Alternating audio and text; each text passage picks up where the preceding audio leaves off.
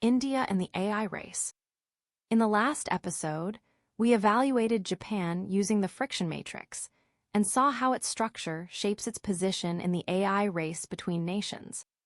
The friction matrix is a framework we built to measure structural resistance to AI and automation. It evaluates 10 signals across privacy, safety, digitization, ownership, and government structure to estimate how easily a country can absorb rapid technological change. Now we apply the same framework to India. India is one of the fastest-growing major economies in the world, with rapid digital expansion and a massive population. But how will that structure translate into AI adoption? Let's see what the friction matrix reveals about India's position in the AI race. India's friction score, 0.43. This is the full friction matrix profile for India. After evaluating all 10 indicators and averaging the results, India's final friction score comes out to about 0.43. The scale runs from 0 to 1 and is relative to the countries in our evaluation.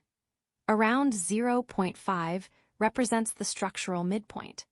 Lower numbers suggest fewer built-in barriers to deploying AI and automation at scale, while higher numbers indicate greater resistance. India lands slightly below the midpoint in this framework. That suggests, overall, fewer structural barriers compared with many of the other countries in this study. But as always, the details matter. Some parts of India's system are positioned for rapid change, while others may create significant constraints as AI and automation begin to scale across the economy. Where friction is low. Government structure is where India shows the lowest friction in the friction matrix. This category measures how much of a country's workforce and economic activity is tied to institutional systems that depend on statutory authority, licensing, or protected roles. In India, both the protected share of the workforce and the portion of GDP tied to these institutional systems are the lowest among the countries in this study. This suggests that as AI and automation begin to replace labor, at scale, there is less resistance compared to other countries. Safety also falls on the lower end of the matrix. This category measures how much protection a society demands before new technologies are deployed, using biotechnology as a stress test. In India, biotech approval timelines have been improving over time, and the overall cost burden is the lowest in the study. Together, these signals suggest a system that may be more open to faster experimentation and deployment as new technologies emerge. Where friction is moderate. Privacy and digitization both land near the middle of the friction matrix for India. Privacy measures how easily sensitive data, such as financial and medical information, can be accessed and used within the system. In India, privacy has been tightening in recent years, with new data protection frameworks increasing consent requirements and oversight. Nevertheless, India still remains closer to the middle of the pack overall in this category. The system is becoming more structured, but it has not reached the higher friction levels seen in some other countries. Digitization shows a mixed profile. Digital identity adoption is among the highest in the study, with wide acceptance across India. Large portions of the population can interact with digital systems, giving India low friction in this area. But physical infrastructure digitization remains among the lowest in the study. Even though there is a strong push, smart meter deployment is still in earlier stages compared to other countries. This part of the system shows some of the highest friction in this category. Where friction is higher.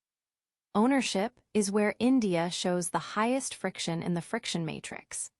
This category measures how easily income can detach from jobs when automation begins replacing labor across the economy.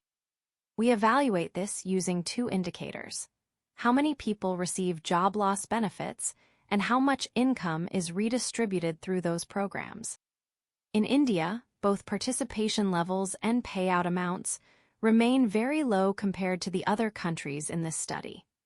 That suggests limited built-in capacity to support workers if large portions of the workforce are displaced by AI and automation. This creates a structural constraint.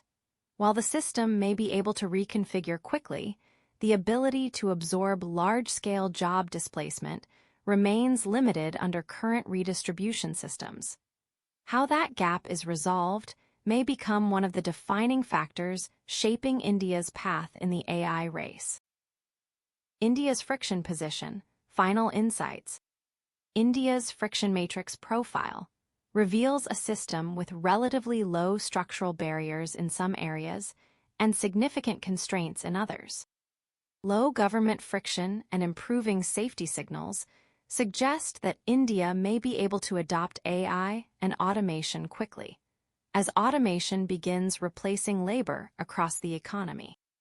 On the other hand, high ownership friction indicates that the system has limited built-in capacity to stabilize workers as jobs are displaced. This creates one of the most pronounced gaps in our study between the speed of technological change and the system's ability to absorb its effects.